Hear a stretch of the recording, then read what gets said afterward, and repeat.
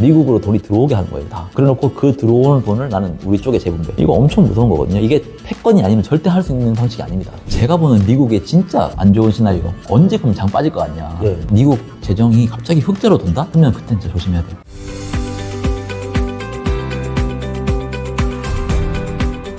자, 그럼 이제 미국 경제 장기 전망이 이제 중요해질 것 같아요. 이제 이번 위기 끝나고 나면 뭐 한동안 좋아지니까 그냥 마음 편하게 그냥 장기 투자 편하게 쭉 해도 되는 건지 아니면은 또 롱숏으로 가야 되는 건지 우리 또 이제 현금 비중 또 항상 혹시 모르니까 대비해놔야 되는 건지. 일단 저는 미국은 버블로 갈 수 있는 리스크가 더 크다고 보고 있어요. 버블로 간다. 폭락 갈 가능성보다. 안정적으로 모든 거를 올리고 싶어도 네. 항상 주식시장은 붐과 버스트가 일어나기 때문에 붐이 조만간에 빨리 올지 버스트가 빨리 올지는 항상 그거는 고민을 해야 돼요. 예. 당연히 버스트는 경기 침체 또는 다시 하이퍼 인플레이션 다시 도래하는 거겠죠. 붐은 이제 연착륙 시나리오 그리고 저는 뭐 이 붐의 가장 큰 역할을 할 거는 MF 자금이라고 보고 있어요.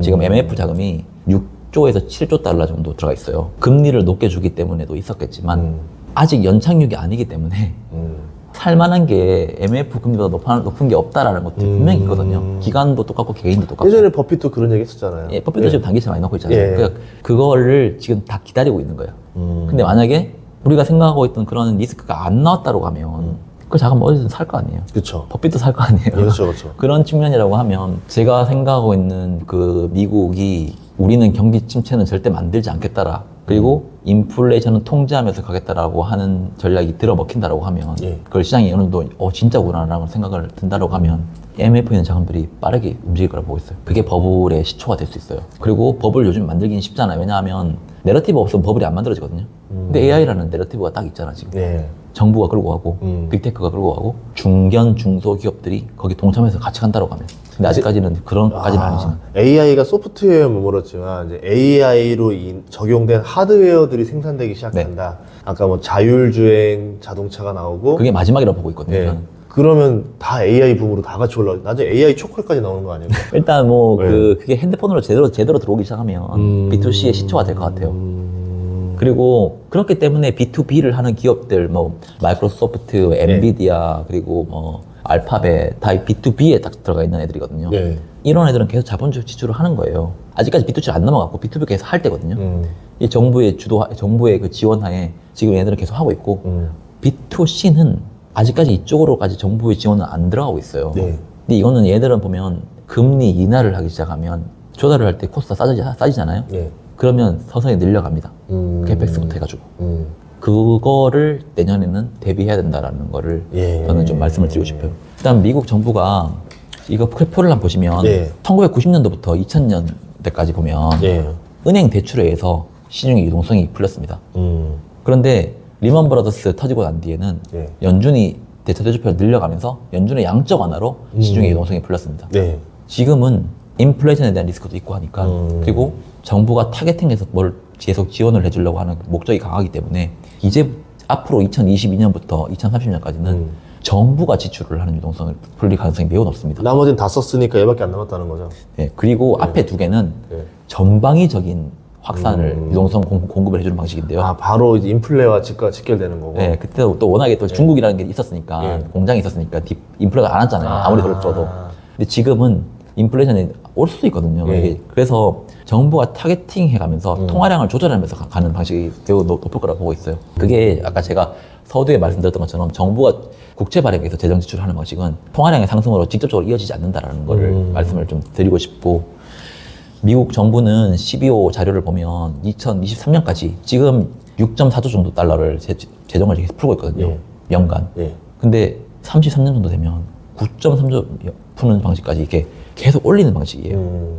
그리고 이거는 이제 재정 지출 측면이고 재정 수지 측면에서 보면 언제 적자가 가장 심해질 거냐. 적자가 심해진다는 건 들어오는 돈보다 나가는 돈이 많다는 거거든요. 그쵸, 그쵸. 2027년까지 적자를 빠르게 늘릴 거라고 하는 게 미국의 계획이에요. 재정 수지를, 적자를. 그게 우리는 지원해줘야 될 것이 있다. 빠르게 해줘야 된다. 예. 돈이 어디에 그렇게 많이 들어가냐. 그게 단순 국채 이자는 이제 떨어뜨리면서 이자에 나가는 비용은 의외로 올해가 제일 높을 수도 있거든요. 내년부터는 이자에서 줄어드는 금액까지도 감안을 해서 지금 몰빵하고 있는 곳에 더 지원을 해주겠다라는 게 미국 정부의 생각이에요. 그거를 우리는 놓치면 안 된다라고 저는 생각을 하고 있어요. 지원이 들어갔는데 엄청나게 많은 양이 들어간다? 그건 충분히 사람들한테 야, 이 시장 연착륙 됐어. 연준이 금리 인하에도 아무 문제 안 생겼잖아. 그 대출 금리는 계속 떨어질 거야. 그리고 정부는 우리는 계속 그래 지금도 적자를 내가지고 돈을 지원해주고 있어. 이게 성립이 되잖아요. 그러면 지금 사람들이 돈이 없는 게 아니거든요. 돈은 많아요. MF는 있는데 넣어도 돈이. 그러면 뭘 사겠어요 지금? 올라갈 수 있는 걸 올라타죠. 그게 지금 2025년에 제가 왜 그렇게 보려고 하면 사실 올해 정부가 실질 GDP나 이런 것들을 더 빠르게 올릴 수 있었거든요. 근데 안 올렸어요. 그게 왜냐하면 미국 전 장기 계획이라고 보고 있는데 미국은 최종 목표는 잠재 성장률을 올리는 방식입니다. 지금 미국의 잠재 성장률은 과거부터 해서 지금까지 계속 2%였어요. 1.9에서 2.1. 근데 이제 앞으로 생산성이 늘어날 거거든요. 그러면 과거의 잠재 성장률로 봐야 돼요. 미국도 고성장하는 시기에. 그런데 잠재 성장률은 여전히 2%에 지금 딱 박아놨다고 하면 잠재 성장률 대비해서 실질 성장률이 지금 높아 있는 상황에서 실질을 더 올려버리면 인플레이션에 대한 우려가 더 커집니다. 그래서 지금 잠재 성장률을 올리기는 장기 계획이기 때문에 장기 계획이라고 하기에는 2025년부터 이제 그거를 맞춰놨기 때문에 지금은 인플레이션 사람들이 우려가 있기 때문에 실질 성장률을 좀 떨어뜨려서 GDP 갭이 보통 음수면 좀 성장이 둔화되는 그런 개념이거든요. 양수면 성장이 좀 좋다. 근데 지금 미국은 반대로 하고 있어요. GDP 갭을 음수로 이제 만들어 놓자. 그리고 나서 근데 그거를 실질 성장률을 너무 떨어뜨리는 방식이 아니라 잠재 성장률을 올리면서 그러니까 잠재 성장률이 올라가기 전까지는 실질 성장률을 많이 올리지 말자는 거죠. 실질 성장률을 이게 빠르게 올리려면 이걸 올려놓고 올려야 된다는 겁니다. 그래서 GDP 갭을 먼저 음수를 만들어 놓고 우리는 성장을 재가속시키자. 구간이 돌입한다는 건 한마디로 미국이 지금 고성장하는 또 그 국면으로 가려고 하고 있어요. 그래서 지금 그릇은 요만한데 이 그릇을 지금 키우고 난 뒤에 물을 제대로 담자라는 겁니다. 이 그릇에다가 물 지금 다 잘못 담다가는 깨져버리니까 그릇을 키우고 물을 담자. 이 그릇을 키우는 거는 결국은 기술 혁신과 생산성 증가고 이게 일어나려면 빅테크뿐만이 아니라 작은 기업들도 캐펙스를 늘리면서 우리 이만큼 고용할 수 있다. 조그만 기업들도 한두 명씩은 고용을 할 거 아니에요. 그러면 미국이 이만큼 구직자가 있다고 하면 이걸 다 수용하면서 가는 거거든요. 그렇죠. 요만큼밖에 안 뽑고 하면 구직자가 많아지면 실업률로 계속 유지가 되는 거잖아요. 근데 이게 이렇게 늘어나고 파이가 또 커진다고 하면 그건 또 달라지는 개념이거든요. 그럼 그 파이가 더 커져서 넘어가려면 결국 미국이 이제 한마디로 시장을 더 넓혀 나간다는 얘기인데 중국이 먹었던 시장까지 밀어내가면서 자기들이 더 먹는다는 얘기잖아요. 그게 지금 모든 제조업들을 다 미국으로 가져오려고 하는 것도 있고요. 우리와 친한 애들만 우리 쪽으로 다 들어와. 대신 너 양다리 거치면 다 죽어. 이거거든요. 양다리 못 거치고 우리한테 다 와. 이거거든요. 지금 바이오까지도 오라고 하고 있더라고요. 바이오도 AI랑 직결돼 있어요. 다 모든 것들은 AI 직결돼 있어요. 이게 제일 위에 국방부가 있다는 거지. 우리 단순하게 핸드폰만 AI가 들어가는 게 아니라 모든 거에 다 들어갈 수 있습니다. 그게 2차, 3차, 4차 밴드까지. 근데 그런 애들이 아직 못 늘리고 있습니다. 캐펙스를. 지금 빅테크는 돈이 있으니까 늘리는 거죠. 지원을 해주고. 어떻게 보면은 기업을 가지고 과거에 제국주의 식민지 개척하는 시대로 가는 진짜 거예요. 무서워요. 이게 단기채를 발행하면 미국 연준에 있는 영래포에서만 돈을 빼오는 거잖아요. 그럼 미국 내에 있는 잉여유동성을 빼오는 거거든요. 근데 이제 앞으로는 장기채를 눌러가면서 이제 발행을 시킬 거잖아요. 해외에 있는 돈들을 다 가져옵니다. 그러면 미국으로 돈이 들어오게 하는 거예요, 다. 그래 놓고 그 들어오는 돈을 나는 우리 쪽에 재분배. 이거 엄청 무서운 거거든요. 이게 패권이 아니면 절대 할 수 있는 방식이 아닙니다. 이거를 잃는 사람과 못 잃는 사람은 그 앞으로 이게 98년도, 99년도에 IT는 버블이 갔지만 그렇죠. IMF하고 태국방하고 맞죠. 아시아 난리 났었잖아요.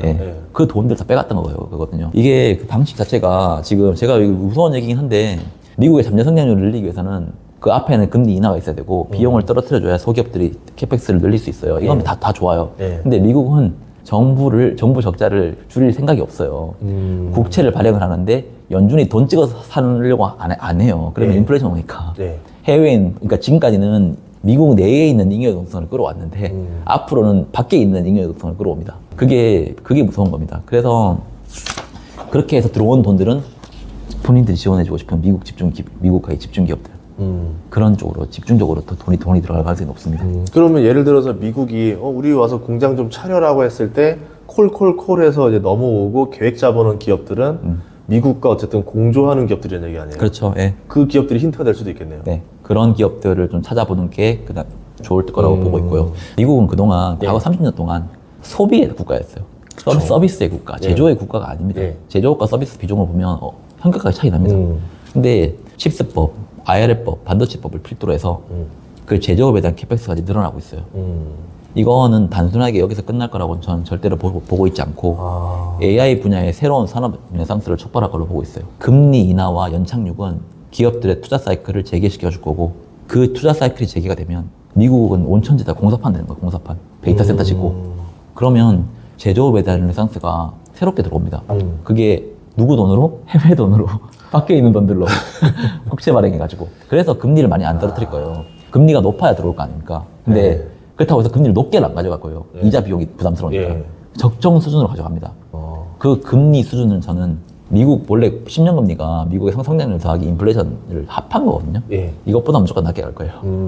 그래서 이거를 녹여가는 GDP로 부채 비율을 떨어뜨려가는 방향으로 얘들은 갈 거고 국채도 어느 정도 메리트가 있도록 해줘야 되니까 야 우리 금리 그렇게 팍팍 안 올릴 거야. 지금 사는 거 그렇게 자본 손실 안 날 거야 라는 거를 계속 안시켜주고 우리는 뒤에 연준도 있고 미국 은행들도 있다. 금리가 너무 많이 올라가면 우리가 다 사줄게. 그런 거에 대한 안심을 시켜주면서 해외 애들이 이렇게 살 수 있도록 유도를 하는 거예요. 그게 세일즈예요, 세일즈. 그쵸. 우리께 매력적이다. 예. 그전에는 인플레이션 때문에 너네 안 샀지? 이제 인플레이션도 안 올 거야. 지금 셰일 업체 지금 지원해 주는 거 알아요? 미국?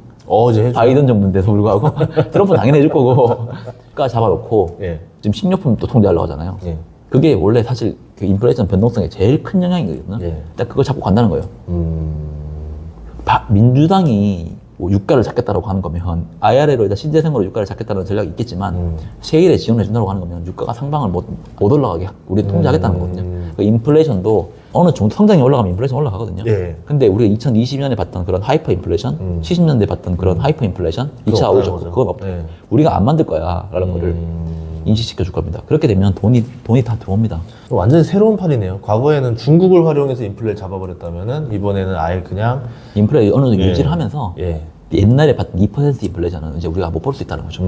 대신 2020년에 봤던 하이퍼 인플레이션도 그냥 한 3% 정도? 네, 저는 3에서 4 사이. 그럼 국채 금리도 과거에는 2% 정도를 적정으로 봤다면 이제 그게 아니라 그냥 3, 4 이렇게. 그게 잠재 성장률이 2%면 그게 문제 되거든요. 예.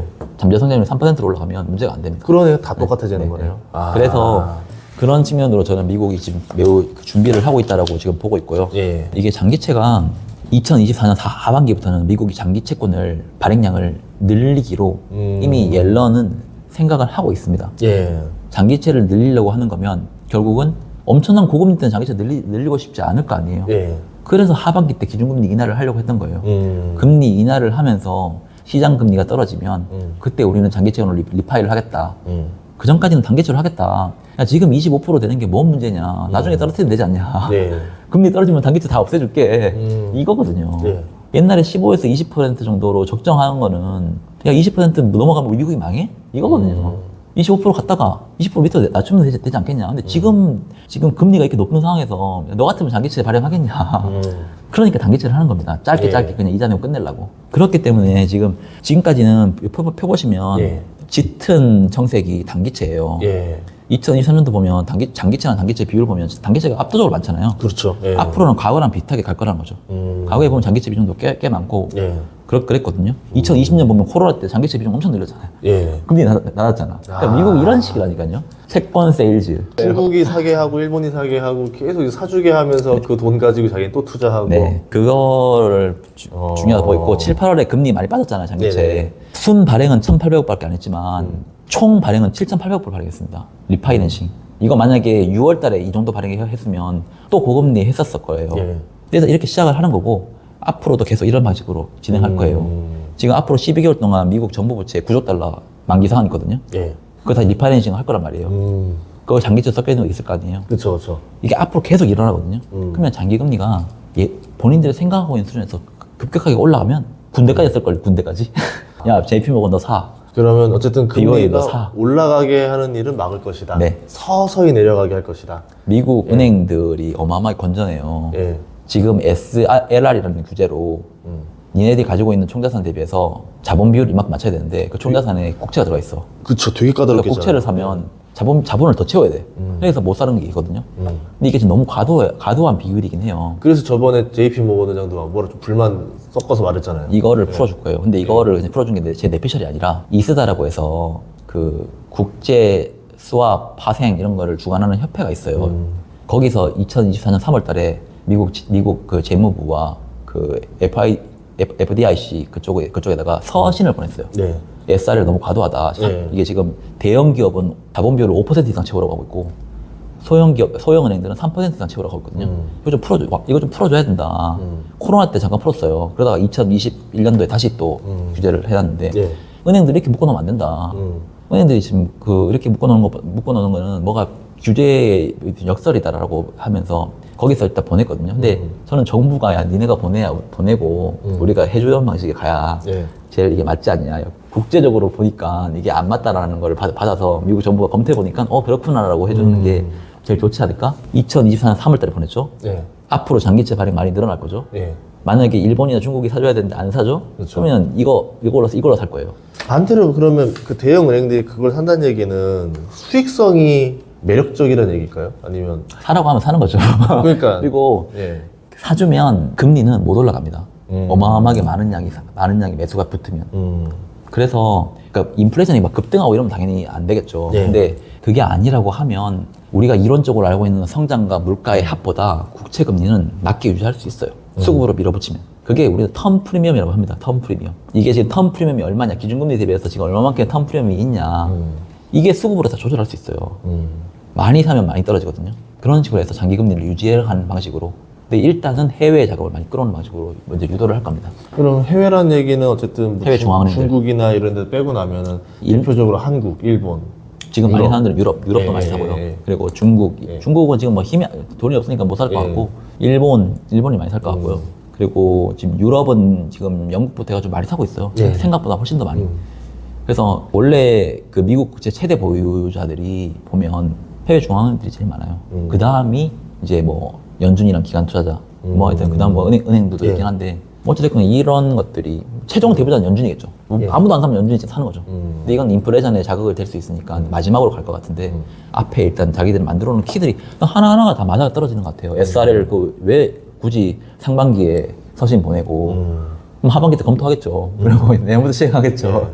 그게 단순하게 코로나 때는 뭔가 문제가 돼서 그거를 풀어줬는데 지금은 미국이 필요하니까 장기채에 대한 수요를 계속 해줘야 자금을 끌어오고 그 자금을 가지고 우리가 지원을 해줄 수 있으니까라고 갈 것 같아요. 어떻게 보면 그럼 지금 앞으로 그럼 국채 투자도 한동안은 우량 자산으로서. 근데 제가 아까 말했죠. 그래요. 국채의 예. 기준금리 인하 프라이싱이 지금 너무 과도하게 되어 있어요. 연준은 그렇게 할 생각까지는 없단 말이에요. 그 정도까지는 아니다. 네. 천천히 오랫동안. 네, 그래서 변동성이 심할 것 같고 국채도 지금 기준금리가 3%까지 내년에 떨어진다라고 가정하고 지금 10년 금리가 떨어져 있거든요. 예. 전 그까지는 안 떨어질 것 같은데요. 제 생각으는. 예. 그러면 국채 금리도 좀 올라갈 수 있죠. 그래서 연준이 생각하고 있는 국채 밴드가 있을 거예요. 장기 국채 밴드. 예. 상단 4.3, 하단 뭐 3.8, 3.7, 3.5 뭐 이런 식으로 해서 만들어 놓을 거기 때문에 네. 이 사이에서 움직일 수 있도록 그 조절할 가능성이 매우 높습니다. 일단 상단을 막아주겠다라는 거를 투자자들한테 세일즈 포인트로 쓸 거예요. 그래서 너가 사면 그렇게 터지지 않을 거야. 대신 캐리 이자 수익 나쁘지 않잖아. 다른 나라 봐봐. 유럽 거 살래? 한국 거 살래? 그렇게 갈 가능성이 있습니다. 그러면은 이제 미국이 이제 성장이 어쨌든 진심이라는 얘기인데 이제 기술 뭐 좀 작성도 해주셨지만은 기술의 진보가 이제 정부, 기업 누가 주도하느냐 요 얘기를 해주셨거든요. 어떻게 보세요? 인터넷 버블 때 우리는 닷컴 버블만 생각하거든요. 네. 근데 95년도, 96년도 그때 아파런트라고 해가지고 미국 국방부의 부서를 만들어서 인터넷에 대해서 먼저 개발을 시작했어요. 네. 그거를 98년도부터 이제 그러니까 그게 그 다음부터 해서 마이크로소프트가 96년부터 붙었고 그러면서 실질적으로 인터넷 버블이 5년간 이어졌습니다. 예. 어느 정도 정착이 되는 데까지 나중에 결국은 버블로 이어졌지만 당시에도 실제로 S&P 500 중에서 IT 섹터에서 나오는 매출액 대비해서 자본적 지출이 IT 버블이 95년도 시작이거든요. 어떻게 보면. 그러니까 초기였거든요. 예. 그때 자본적 지출 캐펙스 투자하는 비중이 7%가 넘어갔었어요. 예. 엄청 많은 거거든요. 매출액의 7%를 투자한다는 거잖아요. 예. 그때도 주가가 다음 장에서 이따 말씀드릴 건데 개별 기업들도 주가가 그때 지금 이번이랑 똑같았어. 알파벳이 뭐 캐펙스는 늘리니까 네. 주가 빼버리잖아요. 그렇죠, 그렇죠. 쓸데없는 데 투자한다. 그때도 이런 거죠. 똑같았어요. 근데 뭐 그때 멈추지 않았어요. 결국은 자본적 지출 7%가 떨어지는 방향으로 갔는데 매출액이 올라가면서 떨어졌습니다. 계속 정부가 지원해줬어요. 5년 동안. 정부가 인터넷 같은 경우에도 국방부에서 시작을 했고요. 네. 마이크로소프트가 시작한 게 아니라 2차 전에 레이더랑 핵기술 정부가 시도했고 정부가 주도했습니다. 그리고 74년도에 GPS 예. 이것도 전쟁하려고 정부가 주도했습니다. 다 전쟁이 있었어 보면 70년도 전쟁이 있었고 그러네요. 2차 대전 전쟁이 있었고 07년도에서 18년도 정도까지는 그때는 애플이 주도한 그 B2C 사이클이었거든요. 예. 그때 보면 자본주의 지출이 09년도부터 해서 꾸준히 올라갑니다. 그러니까 민간이 주도하면 이렇게 가요. 예. 결국 근데 이것도 어떻게 보면 기술 혁명이 했죠. 10년간 네, 갔으니까. 그쵸. 예. 애플이라는 거대한 기업이 만들어졌으니까. 기술 혁명이죠, 스마트폰이. 이번에는 90년도랑 거의 비슷해요. 초기부터 자본주의 지출 어마어마하게 합니다. 이게 무조건 될 거라고 생각을 한다고 해서 기업들이 몰빵하지 않거든요. 근데 지원을 계속 해준다라고 하면 해볼만 해요. 왜냐하면 될 것 같아도 우리가 몰빵해버렸다가 망해버리면 그쵸. 안 되잖아요. 예. 그래서 보통 자본주의 지출은 언제 늘어나냐면 금리 인하 사이클 때 팍 늘어납니다. 애플 사이클도 보면 그 리만 브러스 터지고 나서 08년부터 해가지고 이제 쭉 금리가 이제 떨어지는 방향이었죠. 제로 금리가 유지되는 방향이잖아요. 예. 그러면서 매출액 봐가면서 자본주의 지출이 이렇게 늘려가면서 스마트폰이 이렇게 쫙 올라간 거예요. 근데 인터넷 버블 때 금리가 높았는데도 불구하고 그때 자본주의 지출도 높았고 그리고 그때도 95년도에서 2000년도 보면 금리 떨어졌다 올랐다 막 이랬거든요. 떨어질 때 자본주의 지출도 더 많이 늘어나고 했었어요. 그러면 이번에 어떻게 될까? 이제 금리 인하하겠죠. 금리 인하가 되면 IT 섹터에서 나올 수 있는 자본주의 지출은 더 늘어날 가능성이 높습니다. 그래서 정부가 밀어주고 금리가 인하가 되면 제가 그래서 2025년도에 그게 늘어나면서 나중에 캐펙스 사이클이 미국의 잠재 성장률을 끌어올리는 데까지 가는 그 시간 있잖아요.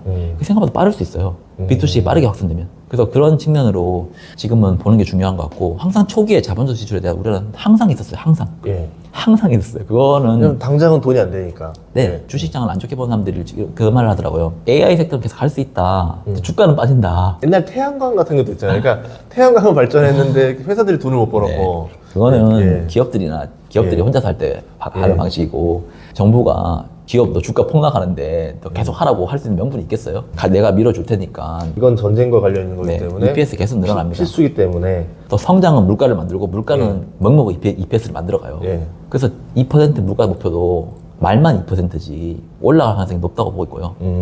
그게 어떻게 보면 명목 EPS를 계속 유지할 수 있는 핵심 키워드 된다니까요. 금리는 떨어뜨려주고. 그리고 기업들도 바보가 아닌 게 어쨌든 정부가 그냥 하라고 해서 하는 게 아니라 자기들도 계산을 해보니까 그렇죠. 이게 결국은 말씀하신 대로 B2C로 확장될 가능성이 있고 예를 들어 구글이든 뭐 아마존이든 마이크로소프트든 자기가 여기서 시장을 주도해버리면 소프트웨어로 모든 하드웨어에 장착이 되면서 이제 돈을 쭉쭉 버는 시스템이 될 수도 있다. 그렇죠. 네, 저는 그 판단하고 베팅 들어간 거다 이거잖아요. 네. 안 하면 죽는 건 당연한 거고. 예. 망하는 건 당연한 거고. 그렇겠죠. 남들 근데 AI 혼자 AI 없으면 그렇다고 해서 너무 또 막 몰빵하기는 애매했는데 정부가 도와준대. 그러면 그럼 정부가 금리를 떨어뜨려 주는 게 도와주는 거예요? 떨어뜨려주는 것도 분명히 도와주는 거죠. 근데 자본을 빅테크는 조달해. 사실 그거 영향 없어요. 아. 빅테크는 뭐 2023년도에 금리 높았다고 했잖아요. 이자 많이 벌었잖아요. 네. 이게 걔네들은 네. 돈이 더 많기 때문에 잉여 현금 흐름이 더 많습니다. 그러면 사실상 금리 떨어지잖아요. 잉여 현금 흐름에서 나오는 이자는 떨어지잖아요. 그 빅테크는 사실 그 영향이 없는데 B2C로 넘어가려면 금리 인하가 필요하단 거죠. 중소기업들이나 소기업들은 금리 인하가 결정적으로 자기들이 캐펙스를 늘리고 하는데 필요하다는 겁니다. 그래서 이게 내년에 버블이 올 수도 있는 가능성은 결국은 모든 버블은 B2C에서 와요. 5만 기업 다 올라가거든요, 그때는. 그리고 그 돈을 살 돈들은 MF에 있다는 거고. 이게 맞아 떨어지는 순간부터는 빅테크만 올라가는 게 아니라 다 같이 올라가는 겁니다. 그래서 이게 버블로 가는 거. 사람들 그때 혼란스럽거든요. 드러큰 밀러가 IT 버블 때 99년도에 팔았더라고요. 그리고 2000년에 샀어. 저 99년에 팔았다길래 와 이랬는데 산 이유가 뭔지 알아요? 자기보다 주식 못하는 애가 99년도에 떼돈을 벌었대. 그래서 따라 샀다 하더라고요. 00년부터 폭락했잖아요. 네. 그때 자기가 깨달았다 하더라고요. 그래서 누구도 모릅니다. 그 버블의 끝은. 그런데 그때 드러크밀러는 자기는 원칙 투자를 해야겠다는 생각을 가진 거고 지금 드러크밀러 뭐 최근에 비중 줄이고 워렌 버핏 줄이잖아요. 근데 이게 버블의 끝은 아닐 수 있다는 거죠. 팔고 나서도 1년, 2년은 갈 수 있다는 거죠. 근데 그게 버블이라고 하면 1년, 2년 안에 갈 게 6개월 안에 갈 수 있는 게 버블이거든요. 그래서 그걸 조심하라는 거죠. 상승도 사실 리스크잖아요. 그렇죠, 그렇죠. 하락도 리스크지만. 아무튼 말씀하신 거 다 종합해 보면은 이제 이런저런 이유로 했을 때 AI라는 업종이 가장 내년에 이제 버블이 형성되기 가장 좋은 환경이다. 내러티브가 있으니까. 예, 그리고 이게 한동안 어디까지 갈지는 알 수 없겠지만 결국 버블이 B2C까지 전이되고 어느 정도 결국 AI 버블이 터지는 순간도 올 것이다. 네. 그래서 풍선을 너무 빨리 부는 걸 방식으로 하는 거는 연준도 원하지 않고 재무부도 원하지 않습니다. 왜냐하면 이 사이클은 길게 끌고 가야 되거든요. 그렇죠. 너무 빨리 올라가면 우리나라 부동산 규제하는 것처럼 또 줄였다가 또 빠진다 싶으면 다시 살리는 방향으로. 우리나라 부동산도 왜 못 죽이냐고 하면 GDP에서 차지하는 비중이 너무 큽니다. 그리고 개인 자산에 거의 뭐 몰빵이 돼 있잖아요. 그렇죠, 그렇죠. 죽이면 개인들 다 죽여, 국민들 죽으라는 건데. 아마 일본처럼 되겠죠, 그렇게 되면. 그래서 못 죽이는 거예요. 예. 근데 뭐 AI는 다른 관점이긴 하지만 죽이려고 하는 거는 절대 아닙니다. 대신 법으로는 조금 막아야겠죠. 그래서 너무 올라가면 반독점 규제. 일본의 엔비디아처럼. 예. 예. 안 할래 이러면 보조금 지원. 저번에 마이크로소프트도 예전에 IT 버블 때 맞아요. 반독점으로 불렀잖아요. 98년도에 예. 01년도에 그 반독점 규제가 종결났어요. 마이크로소프트 부침은 있었지만 결국은 올라갔잖아요. 예. 그러니까 죽이려고 하는 게 아니라니까요. 그냥 너무 빠르게 그쪽으로 돈이 가는 거를 막는다는 거죠. 아. 사람들이 무지성으로 사는 사람이 너무 많으니까. 예. 그래서 그래서 경기 과열될 것 같으면 살짝 이제 흐름 끊어주는 것처럼 네. 그렇게 하는 거다. 이거 표 제가 네. 4개 가져왔는데 네네. 기업들마다 자본적 지출을 계산을 다 해봤어요.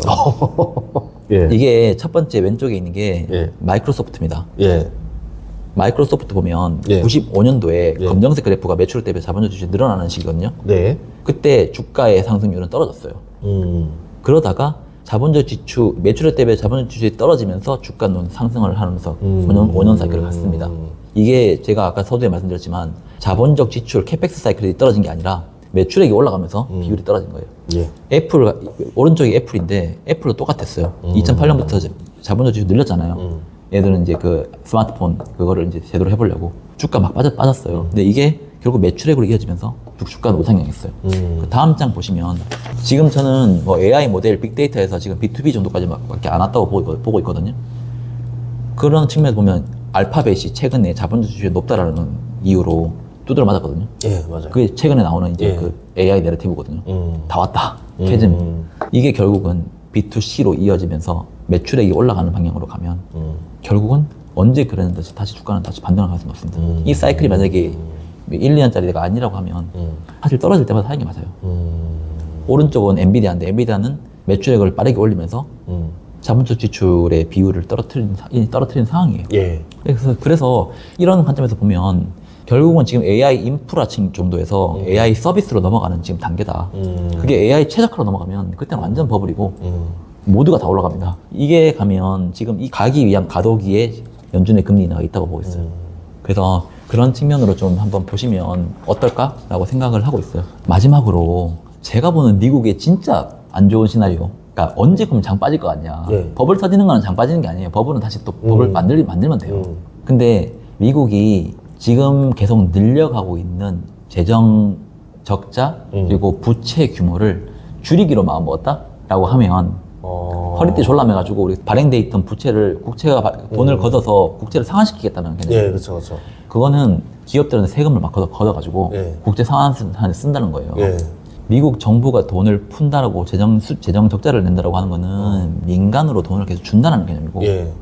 미국 정부가 흑자를 돌린다고 하는 거는 민간에 있는 돈을 뺏어온다는 개념입니다. 그게 흑자로 돌리면 민간에 있는 돈들의 이제 무슨 뭐 지원금이 아니라 이제는 니네 가지고 있는 돈까지 다 내가 다 뺏어간다. 라는 게 매우 크기 때문에 미국 재정이 갑자기 흑자로 돈다? 그러면 그때는 진짜 조심해야 돼요. 98년도부터 닷컴 버블이 막 올라가고 95년부터 올라가다가 예. 98년도에도 계속 올라갔었잖아요. 예. 근데 그때 미국 정부가 재정 흑자로 돌리기 시작했어요. 미국에서도 뭔가 문제가 조금 생겼어요. 뭐 LTCM 예. 터지고. 근데 그때 막 IMF, 태국 일단 외부부터 터지기 시작했죠. 그렇죠, 그렇죠. 그러다가 한 1, 2년 더 갔어요. 예. 그러다가 2000년부터 닷컴 버블 폭락하기 시작했잖아요. 보시면 2000년에 가장 재정 흑자를 많이 늘렸습니다. 돈을 뺏어갔어요, 다. 아. 그러니까 이렇게 안 뺏어갔으면 닷컴 버블이 터졌을까라는 생각도 좀 합니다. 아니면 너무 버블이 심해서 그냥 죽이자라고 생각을 했던지. 근데 그때 흑자로 돌렸을 때 사람들이 다 환호했어요. 이제 미국은 진짜 간다. 아. 그때 기사 막 찾아보면 다 나와요. 근데 유동성을 분석을 하는 당시에 영국 경제학자 윈 고들리나 이런 사람들 제가 논문을 많이 읽어봤었거든요. 그때 이 사람은 98년도부터 경고를 했습니다. 재정 흑자로 돌기 시작하면 지금부터 진짜 조심해야 될 때고 이게 미국이 경기 불황으로 갈 수 있는 시초가 될 수 있다. 그러니까 완전 반대 방향으로 생각하는 거잖아요. 그런 측면에서 지금은 재정 적자를 늘리는 방향이고 2027년까지 미국은 적자를 계속 늘린다고 하니까 현재는 이 방향으로 갈 가능성은 낮아요. 예. 그러니까 세금을 늘려도 더 써버리면 적자를 늘리는 돈을 거니까. 쓰기 위해서 세금을 늘리는 거지. 그쵸? 그러면 상관이 없다는 거죠. 예. 물론 안 좋겠지만. 예. 그런데 뭐 돈 많이 버는 기업 받아가지고 뭐 다른 기업들한테 주겠다는 거니까. 이제. 근데 세금을 걷어서 하나도 안 쓰고 국채를 상환시켜?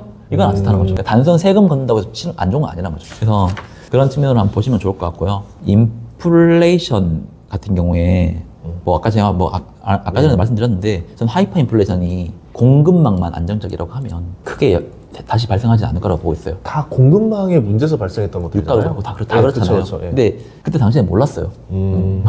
그게 공급망인지 아닌지. 공급망이었으면 금리를 이렇게까지 빨리 올릴 필요도 없었어요. 알아서 떨어졌거든요. 공급망 그쵸, 떨어지면. 그쵸. 그래서 그런 측면에서 지금 미국은 공급망을 코로나 때 한번 경험을 해봤잖아요. 공급망이 차질이 생기면 어떻게 되는지. 그래서 이 공급망을 다변화시키려고 지금 많이 노력 중이고 유가도 셰일에 보조금을 주면서까지도 유가에 대한 상방 업사이드는 막으려고 하고 있고 이렇게 보면 변동성이 큰 그런 지표들, 물가를 자극할 수 있는 변동성이 큰 지표들이 다시 급등하면서 할 수 있는 리스크에 대해서는 얘네들도 대응 방안을 지금 이미 마련을 하고 있다는 겁니다. 반대로 말하면 미국이 이제 제2의 중국을 두지 않겠다는 얘기네요. 네. 이제 우리가 제조를 하겠다. 과거에는 일본한테 집중적으로 해주고 일본이 이제 선 넘으려고 하니까 플라자를 한번 때리고 그쵸. 네. 중국이 또 이제 선 넘으려고 하니까 또 때리고 뭐 인도가 되려 하더라도 인도는 좀 제조업 기반으로 된 데가 아니라 서비스업 기반이었으니까 여기에 좀 그런 역할을 할 것 같지는 않고 그걸 미국이 줄 생각도 없고 네. 미국이 달러 패권을 위협하려고 하니까 금을 다 사재기를 해버리고 금을 최대 보유국이 미국이잖아요. 예. 석유 지금 원유 최대 보유국이 미국이에요. 예. 그게 달러 패권을 위협할 뻔했거든요. 그걸 페트롤 협의하면서 이제 그 사우디를 가져갔잖아요. 그리고 최근에 20년 동안 중국을 공장을 두고 디플레를 통해 가지고 계속 그렇게 자기들의 나라를 이끌어 왔는데 국가를 키워주니까 기어오르는 거예요. 기어오르죠. 예. 그래서 이제는 중국을 없애고 다시 또 다른 패권을 찾기 위해서는 그래서 이제 지금 AI를 가지고 나중에 GPU가 또 다른 또 다른 원유가 될 것 같아요. 그래서 이거를 많이 갖고 있는 애들이 네. 통제할 수 있는데 이게 미국이 제일 많이 가지고 있으면 달러 패권을 위협 못 하겠죠. 이게 하려면 성장은 계속 성장을 계속 만들어주고 네. 그 성장의 가장 근간이 되는 건 당연히 생산성이겠죠. 생산성이 AI가 되겠죠. 그래서 그걸 유지를 해줄 거고 성장이 좋으면 물가가 많이 떨어질 수가 없어요. 네. 중물가는 우리가 이제 앞으로 살아가면서 항상 겪어야 될 생각을 해야 되는 거라고 생각을 하고 있습니다. 예. 그 중물가 그리고 금리도 중금리. 예. 우리가 옛날에 보면 기준금리 0%까지 떨어뜨리고 뭐 5%까지 올리고 이걸 봤지만 이제는 뭐 3%까지만 떨어뜨리고 계속 유지할 수 있는 거죠. 그렇게 중금리, 중물가로 시장을 이끌어 갈 거고 대신 국채금리 상단은 우리는 계속 막아준다. 반대로 수요를 계속 유지해주면서. 성장도 저성장이 아니라 중성장 이상을 한다는 얘기잖아요. 네. 저는 이제 예. 앞으로 잠재 성장률은 3% 예. 이상으로 올라올 거라 보고 있고. 근데 이 시기 때가 원래 미국도 원래 그 시기 때쯤에가 미국이 한창 그 성장하던 시기니까 어떻게 말하면은 요 시기 때는 주식 투자를 하는 게 가장 좋은 시기일 수 예. 있겠죠. 채권보다 주식이 좋다고 보고 있어요. 산업혁명일 때 사람들이 산업혁명인지 몰랐대요. 다 음. 끝나고 알았대요. 그걸 누가 책으로 쓰면서 닷컴 버블 때도 아무도 몰랐어요. 그게 기술혁명인지. 그래서 사람들은 항상 다 끝나고 알아요. 지금 우리가 어느 시점에 놓여 있을지는 아무도 모르지만 예. 지나고 나면 5년 뒤에 와 그때 AI 기반으로 해서 4차 혁명이었고 기술혁명이었구나. 누가 책으로 쓰겠죠. 그러면 그거는 우리가 앞으로 후세 사람들은 이때가 기술혁명이었구나. 그게 AI였구나. 그때 또 이런 기업들이 이렇게 또 했었구나. 이런 기업들이 이렇게 또 잘 나가다가도 나중에 또 멸망하는구나. 이걸 다 역사에 남겠죠. 근데 그 시대에 있는 사람들은 그걸 모른다는 거죠. 알 수가 없어요. 왜냐하면 그만큼 해안이 있을 수가 없거든요. 그런데 정부는 어찌됐건 간에 이거를 끌고 가려고 하는 거고 정부가 실패할 수 있죠. 미국의 패권을 뺏겨버리면. 그러니까 미국이 패권을 뺏기고 망한다고 생각하면 그렇게 베팅하면 돼요. 근데 그게 아니라고 하면 뭐 저는 하락보다는 상승에 베팅할 것 같아요. 오늘 또 긴 시간 동안 또 이렇게 이야기해 주셔서 너무 감사하고요. 저 오늘 지금 들으면서도 정말 상당히 지금 여러 지금 포인트에서 많은 인사이트를 얻게 됐던 시간이었습니다. 이렇게 소중한 시간 또 내주셔서 너무 감사하고. 제가 블로그도 조금 쓰고 있으니까 맞다. 자세한 예. 내용은 저 블로그에도 글을 쓰겠습니다. 블로그 이름이 뭐예요? 매크로 비욘드라고 예. 네이버 매크로 알겠습니다. 예. 저희 더보기랑 그리고 이제 고정 댓글로 해드릴 테니까 또 많이 사랑해 주시면 감사하겠습니다. 네, 고맙습니다. 예, 오늘 출연해서 고맙습니다. 네. 예.